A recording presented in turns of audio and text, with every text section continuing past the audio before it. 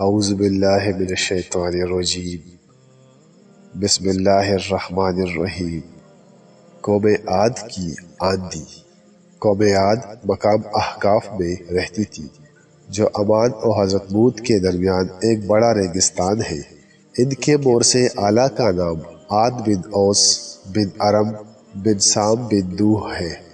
پوری قوم کے لوگ ان کے مورث اعلیٰ یعنی عاد کے نام سے پکارنے لگے۔ یہ لوگ بت پرست اور بہت بد اعمال اور بد کردار تھے۔ اللہ تعالیٰ نے اپنے پیغمبر حضرت ہود علیہ السلام کو ان لوگوں کی ہدایت کے لیے بھیجا، مگر اس قوم نے اپنے تکبر اور سرکشی کی وجہ سے حضرت ہود علیہ السلام کو جھٹلا دیا اور اپنے کفر پر اڑے رہے۔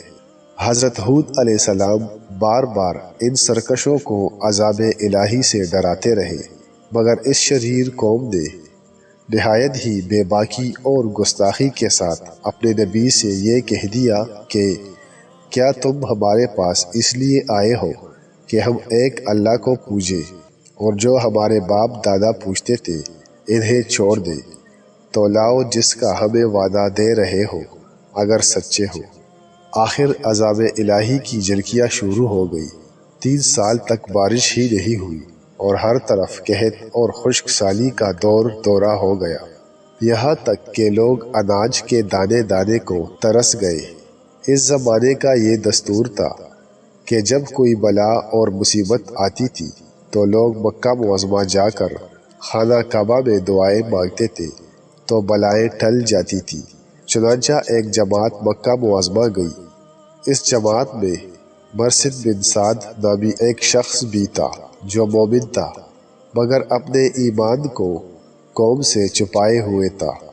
جب ان لوگوں نے کعبہ معظمہ میں دعا مانگنی شروع کی تو مرثد بن سعد کا ایمانی جذبہ بیدار ہو گیا اور اس نے تڑپ کر کہا کہ اے میری قوم، تم لاکھ دعائیں مانگو مگر اللہ کی قسم اس وقت تک پانی نہیں برسے گا جب تک تم اپنے نبی حضرت ہود علیہ السلام پر ایمان نہ لاؤ گے۔ حضرت مرثد بن سعد نے جب اپنا ایمان ظاہر کر دیا تو قوم عاد کے شریروں نے ان کو مار پیٹ کر الگ کر دیا اور دعائیں مانگنے لگے۔ اس وقت اللہ تعالیٰ نے 3 بدلیاں بھیجی، ایک سفید، ایک سرخ، ایک سیاہ، اور آسمان سے ایک آواز آئی کہ اے قوم عاد، تم لوگ اپنی قوم کے لیے ان 3 بدلیوں میں سے ایک بدلی کو پسند کر لو۔ ان لوگوں نے کالی بدلی کو پسند کر لیا اور یہ لوگ اس خیال میں مگن تھے کہ کالی بدلی خوب زیادہ بارش دے گی۔ چنانچہ وہ ابر سیاہ قوم عاد کی آبادیوں کی طرف چل پڑا۔ قوم عاد کے لوگ کالی بدلی کو دیکھ کر بہت خوش ہوئے۔ حضرت ہود علیہ السلام نے فرمایا کہ گستاخوں نے اپنے نبی کو جھٹلا دیا اور کہا کہ کہاں کا عذاب اور کیسا عذاب، یہ تو بادل ہے جو ہمیں بارش دینے کے لیے آ رہا ہے۔ روح البیان سورہ اعراف۔ یہ بادل پچھم کی طرف سے آبادیوں کی طرف برابر بڑھتا رہا اور ایک دم ناگہاں اس میں سے ایک آندھی آئی جو اتنی شدید تھی کہ اونٹوں کو ماں ان کے سوار کے اڑا کر کہیں سے کہیں پھینک دیتی تھی، پھر اتنی زوردار ہو گئی کہ درختوں کو جڑوں سے اکاڑ کر اڑا لے جانے لگی۔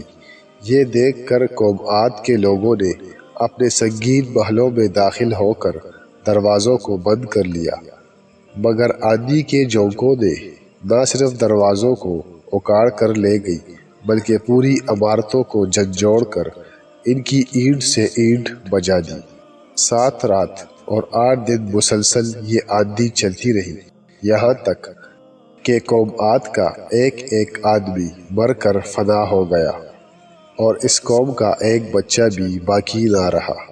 جب آندھی ختم ہوئی تو اس قوم کی لاشیں زمین پر اس طرح پڑی ہوئی تھی جس طرح کھجوروں کے درخت اکڑ کر زمین پر پڑے ہو۔ چنانچہ ارشاد بانی ہے، اور رہے عاد وہ ہلاک کیے گئے نہایت سخت گرجتی آندھی سے، وہ ان پر قوت سے لگا دی 7 راتیں اور 8 دن لگاتار۔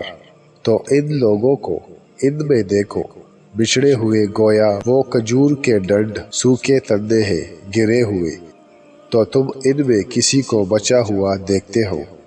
پھر اللہ کی قدرت سے کالے رنگ کے پرندوں کا ایک غول نمودار ہوا، جنہوں نے ان کی لاشوں کو اٹھا کر سمندر میں پھینک دیا، اور حضرت ہود علیہ السلام نے اس بستی کو چھوڑ دیا اور چند مومنین کو جو ایمان لائے تھے ساتھ لے کر مکہ مکرمہ چلے گئے، اور آخر زندگی تک بیت اللہ شریف میں عبادت کرتے رہے۔